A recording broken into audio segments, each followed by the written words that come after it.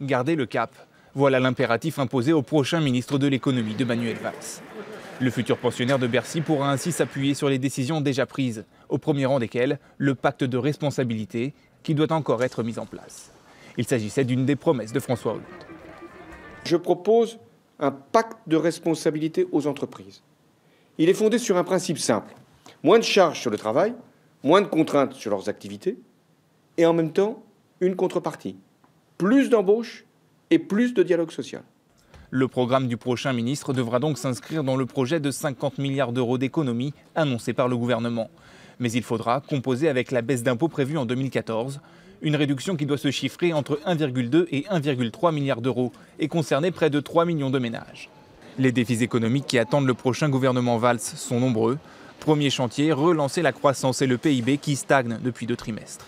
La production industrielle a reculé de 0,5% entre mars et juin et l'investissement des entreprises de 0,8%.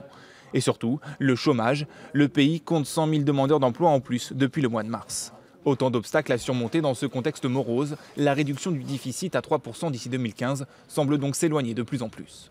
Les premières annonces devraient concerner le logement. Des mesures pour relancer la construction doivent être annoncées cette semaine.